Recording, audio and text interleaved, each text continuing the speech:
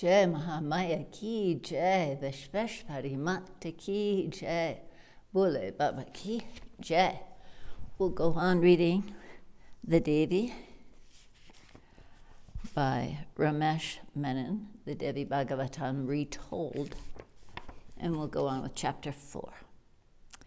In the Vana, the rishis Sonaka says, Sutta, now return to your tale of how Vedavyasa's son Sukadeva was born.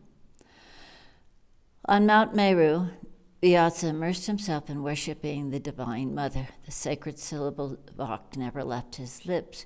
He prayed for a son as pure and as lively and as powerful as the elements themselves.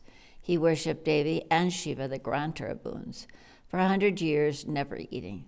Vedavyasa sat in a magical forest on Meru, Mount Meru, where Gandharvas, Kanaras, the great Munis, the Adityas, Vasus, Rudras, Maruts, and Ashvin twins came. Vedavyasa's tapas was so intense that soon his hair stood on end and resembled tongues of flame. The subtle fire of his penance swept through the universe, and Indra in heaven grew afraid. The Lord of the Devas went trembling to Shiva and said, If Vedavyasa's tapasya continues, he will replace me as the king of the Devalokas. Shiva laughed and said, The Muni is only praying for his son. He has worshipped the Parashakti and me for 100 years. It is time I give him what he wants.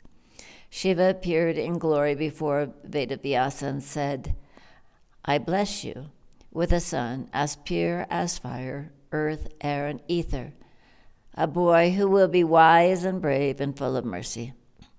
Vedavyasa's cry of delight rang through the golden peaks of Mount Meru. He went back to his ashram, and now he felt the exhaustion of his long tapasya. He felt as hungry as a man who had not eaten for 100 years. Vedavyasa fetched his Arani sticks and began rubbing them together to make a fire so he could cook himself some food. As he rubbed, he wondered, how will I have a son when I have no wife? But how can I marry when I know perfectly well what bondage even the most chaste woman is? Perhaps my child will be born like fire from these sticks. Even as he was lost in these reflections, he saw a woman who was seductiveness embodied. She was Girtachi, queen of the Apsaras. The lovely nymph trod air before the rishi's eyes and wore a garment that barely covered her shimmering nakedness. She smiled at Vyasa. The countenance of 100 years erupted in his blood, and the Muni was afire. Giritachi began to unwind the sheer raiment she wore. Her breast came into view, and Vedavyasa felt like a lost man. He struggled desperately with himself, but each moment his flesh was proving stronger than his poor spirit. Vyasa shut his eyes, but he saw her behind his eyeballs. He told himself that if he took the Apsara, as every cell in his body wept to do, he would find not happiness but sorrow for himself. Why, poor Vedavyasa even reminded himself of Pururavas and Urvashi to save himself from folly, says Sutta, pausing with a slight smile on his austere face. Into that brief silence, one of Sunaka's rishis asked, who were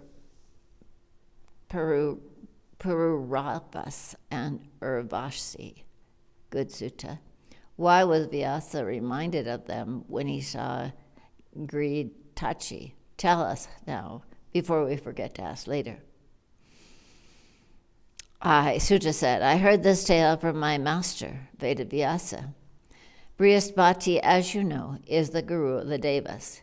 He is also their priest. Once his lovely wife Tara saw Soma the moon and was smitten by that Deva. Soma saw Tara, and he too lusted madly after her. He flowed in through her window one night, and they fell together upon her bed while her husband Brihaspati was away. Their lovemaking was so rapturous that Tara eloped with the moon and began living in his home. And he, expert lover, pleased her in a way that her austere husband had neglected to do. Poor Guru was beside himself at not seeing his young wife. He would do anything to have her back. He sent his disciples, begging him not once but many times to return Tara. When Soma sent the messengers back empty-handed again and again, Brihaspati went himself in a rage to confront the sinning moon. "I am your master," Brihaspati cried in fury to the arrogant moon. "You are committing a mahapapa. Vicious Soma, return my wife to me, or I will curse you." Soma answered, "Guru, anger is a great sin also. Tara will surely come back to you. What harm is there if she stays in my house a few more days? After all, no one forces her to remain. She stays here by her own choice, to enjoy herself a little." Brihaspati went back, his heart in anguish for his young wife, his mind tormented with the vision of her in the moon's arms. But in a few days, he was back at Soma's gates, roaring at the guards when they barred his way. Brihaspati cried, "Give my Tara back to me, or I will turn you into ashes." Soma came out and said haughtily, "Devaguru, why waste your breath? Tara is too young for you. She is too beautiful. What will you do with a woman like her? She is too spirited for your ascetic ways, old one. Better marry yourself an uglier, less passionate woman. From what she tells me, you know nothing of making love, and she wants to be made love to all the time." Soma laughed in his master's face. "Moreover, you are so full of lust yourself that your curse will hardly affect me. Do what you like. Tara stays here with me." Trembling, Brihaspati crept away from there. He went to Indra's palace, concerned to see his master so distraught. Indra asked, "What ails you, master, when all the devas are your disciples?" In a low voice, Brihaspati confessed, "Soma has abducted my Tara and refuses to return her to me. Indra, help me." Outraged, Indra sent a clever messenger to Soma. The messenger said to the moon, "My lord Indra says to you, Soma, what sin is this you commit against your own guru? You have 28 delectable wives. Menaka and her apsaras are yours to enjoy. Return Tara to her husband. When a lord of heaven commits such a sin, shall lesser beings not imitate him? Dharma will be lost to creation. Relent, Soma. Give Tara back." But Soma was addicted to Tara's velvet body, her long caresses. He replied roughly to Indra's, "My lord, such pure advice from you of all people. But Indra, Tara loves me. How can I abandon her? How will Brihaspati's home be a happy one when his wife will always be thinking of me? The truth is, our perfect guru made love to his younger brother's wife. Ever since, Tara has been unhappy. And my lord, how does the thousand-eyed Indra give such fine advice about chastity when all the worlds know how he got his 1,000 eyes? I will never give Tara back." Indra's 1,000 eyes turned crimson as a kimsuka flower when he heard the message from Soma. He summoned his awesome host to attack the renegade moon. But Sukracharya, the guru of the Devas, saw a chance to pit the demons' ancient enemies against each other. Moreover,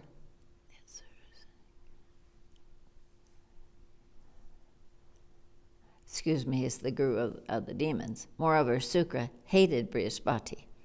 He flew straight to Soma and offered him the legions of darkness to resist Indra. When Shiva learned of Soma's situation, he came to fight at Indra's side. War broke out, the first between the Devas and the demons, and it lasted 1,000 years. Blood to fill a sea was spilt on diverse fields. Finally, Brahma went to Soma and said, "If you do not stop this madness and give Tara back, I will have Vishnu raise your army. As for you, Acharya Sukra, I am astonished at you." Shaken at Brahma's anger, Sukra relented and advised the moon to return Tara. He said to Soma, "Your father, the Maharishi Atri, sent me. He says you must give Tara back." It was the only argument that would persuade the moon. Tara was sent back to an ecstatic Brihaspati, who welcomed her home with tears in his eyes, but she was pregnant by Soma. The armies of the Devas and the demons disbanded and went back to wherever they had come from. Shiva left with his ganas for Kailash, and Brahma went back to Brahmaloka. Brihaspati was delighted to have his wife home again and spent tender months with her. Then she gave birth to a splendid child, and the Deva Guru was beside himself with joy. But suddenly there arrived a messenger from Soma who said, "The child is mine. Give him to me." Brihaspati replied, "He looks like me. He is my son. He stays with me." Again, teeming armies gathered and they prepared for war. Brahma arrived in Brihaspati's home and asked Tara privately, "Tell us, who is this child? Only you can prevent another war." Bending her head in shame, Tara said softly, "He is Soma's son." Brihaspati would not allow that son to remain an hour in his home, and Soma took him in great joy. Tara was punished for her sin by being parted from her son and wept bitter tears. Soma named his son Buddha and set him up in the sky. The armies of darkness and light disbanded again, and a dreadful war was averted. So Sutta says. Puzzled, the Munis asked, "But what has this to do with Pururafas and Urvashi, Peerless Sutta?" Why, the ancient king Pururavas was Soma's grandson. He was Buddha's son. Go on with chapter 5. Sutta says, in ancient days there was a king called Sudyaumna, who was a man of dharma, restrained and righteous. Once this king went hunting in the forest with some of his courtiers. He went on horseback carrying an exceptional bow, and wearing precious ear studs that sparkled like bits of stars. It was a great hunt, and buck and rabbit, pheasant and teal and rhinoceros were their game. After a week's hunting, the king arrived at the heart of an enchanted forest that grew in the shadow of blessed Mount Meru. Mandara, Ashoka, Salatala, Champaka, Nipa, and countless other fine trees grew here, and an extravagance of flowers and fruit adorned their branches. Crystalline lakes where water birds and lotuses dotted the forest. Bamboo thickets seemed to play soft music. It seemed the birds of this vana had more throats than any other birds in the world. The forest beckoned with an exhilarating magic, and Sudyaumna rode his horse eagerly into it, his courtiers after him. Suddenly his body tingled with the strangest sensation he had ever felt, and his horse below him was restless. The king thought he was fainting. When the feeling passed, he found that he had become a woman, and his horse a mare, whinnying in surprise. And so, too, with all his nobles and their mounts. The Munis cried, "Ah, passing strange, how did this happen?" Once in ages gone by, some rishis, like yourself, went to the same vana to worship Shiva, who they had heard was there. But when they came upon the Lord in a glade beside a glassy pool, they saw in alarm that Parvati was quite naked on his lap, and Shiva and she were making love. When she saw the Muni, she gave a cry, leapt from Shiva's lap, and pulled on her clothes in mortification. She stood there trembling for shame, although the rishis had fled. Shiva called her back again, but she glanced fearfully into the trees and would not come. Shiva laughed and said, "Let any man who enters this forest be turned into a woman, so you need not be afraid of being seen naked by another man. Now come back to me." And she did. The curse remained in that forest, and anyone who knew of it would avoid that vana. But Sudya and his party were far from home, and now they found they had become women. In anguish, the king decided he could not go back to his kingdom. He would be a laughingstock, and how would he rule? The king now called herself Ila. She gave the women's names to her companions as well, and they built an ashram for themselves and began living in the forest, praying for a cure to this strange affliction. It happened that Soma and Tara's son, Bhuta, who was roaming the worlds for adventure, arrived in this forest. Being a deva, he was not affected by Shiva's curse, but when he saw the gorgeous Ila bathing in a lotus pond, he was struck by love's lightning. She came out after her bath and saw him there, gazing in trance at her. He was the first man she had seen after she was transformed, and he was a splendid deva. Ila stood wet before Buddha, and fine flush crept over her naked skin. And he, wild one, did not hesitate a moment to lay her down in the soft moss beside that breeze-swept pool. Ila became pregnant by Soma's mercurial son, and in time she gave birth to a fine prince named Pururavas. After the birth of her son, Ila grew more anxious than ever about the future. Meanwhile, the people of Sudyamanna's kingdom believed their king had been killed by wild animals. Great Vashishta, Brahma's son, was the Kalaguru of that royal line, and he had kept order in the kingdom by telling the people that their king was not dead and would return to them soon. Now Ila sent word to his guru in secret. When Vashishta learned what had happened in the enchanted forest, he knew by mystic intuition whose curse afflicted the king. Vashishta performed a yagya to Lord Shiva. The Lord appeared to the Muni in splendor. "What boon would you have of me, Brihaspati?" Vashishta begged him, "Let Ila be born a man again." Shiva pronounced, "He cannot entirely become a man again, but let him for one moon be Sudya and Ila for the next," and so on. Thus the king came home and began to rule his kingdom again, but every other month he would go into retreat and not be seen. No one knew why their king did this, and the people were disturbed. Meanwhile, his son, Pururavas, grew into a magnificent young prince, and everyone thought he was the king's child by some woman he had met in the forest, which was not entirely untrue. When Pururavas came of age, Sudyamanna gave the kingdom into the young man's able hands and went away into Vanaprastha. Narada came to Ila's ashram and taught her the Devi mantra of 9 syllables.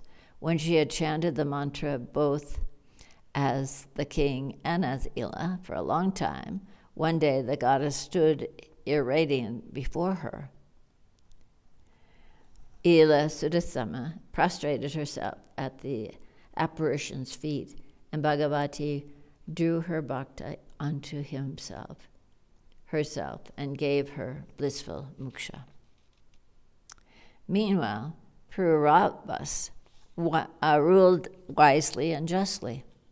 It was said of him that he knew all men's minds, but none knew his. He preserved the Dharma in his kingdom, and his people were devout and prosperous. Ila's son was a fearless warrior as well, and great was his domain.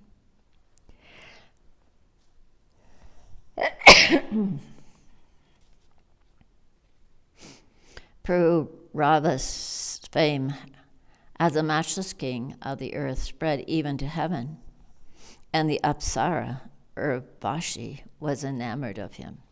It so happened that, by a twist of fate, a Brahmana had cursed Urvashi to spend some years on earth. She arrived at Pururabhas' court, and which mortal men could resist this unearthly nymph? As soon as he saw her, the king wanted her for his wife. He had never seen any woman who could remotely rival that Apsara's beauty. Urvashi made 2 conditions. I have 2 lambs I entrust to you. Let no harm ever befall them. Secondly, my eyes must never see you naked, my lord, even while we are making love. As long as both these conditions are honored, I will stay with you. But break either one, and I will vanish from your life. Pururabhas accepted her conditions without a moment's hesitation, and Urvashi lived with him. That king had never experienced love such as she gave him, and soon he could not stay away from her for even an hour. Pururabhas neglected his kingdom and his dharma, and his people suffered from his neglect. No longer would their noble sovereign even come into his court. Instead, he appointed his ministers to attend to his tasks while he lay in Urvashi's arms all day. Although he kept heavy blinds drawn across his window and no taper burnt in the room unless he was fully clothed. The years passed on earth, which are days in heaven. Then Indra noticed that the lovely Urvashi was missing from the heavens. He called some Gandharva else and said, "It seems as if Devaloka is not beautiful anymore, that Urvashi is not with us. I would be pleased if you went into the world and stole 2 ewe lambs from Pururabhas' palace." Vishvavasu, lord of the Gandharvas, took some of his ethereal people and arrived at the palace. They came in the dark, through a crack in the twilight. They waited until the palace slept and crept into the king's private garden. It was midnight, and the elves heard the intimate sounds of love floating down from the king's open window above them. They seized 2 lambs and flew up into the sky with them. But the little creatures bleated loudly, and Urvashi jumped up from her bed. She screamed at the king, "My lord, you have betrayed me. Thieves are stealing my lambs, which are like my own daughters." It was dark in the room, and Pururabhas sprang up to see who had taken his lady's lambs. He ran to the window and leapt out to chase the elves. Just then, the Gandharvas in the sky cast glimmering moonlight down from their fine hands, and the Apsara Urvashi saw Pururabhas stark naked as he ran after the thieves. That king was such a splendid kshatriya that the Gandharvas hastily abandoned the lambs and fled. But Pururabhas brought the 2 beasts back. He was just in time to see the Apsara vanish into the sky. That king roared his anguish to the stars, but to no avail.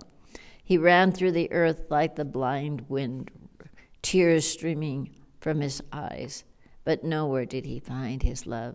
At last he came panting to holy Kurukshetra, and there he saw Urvashi as a luminous mist before him. Puravas roared, "How could you abandon me? Ah, this body of mine that you once loved will fall dead without your caresses. Come back,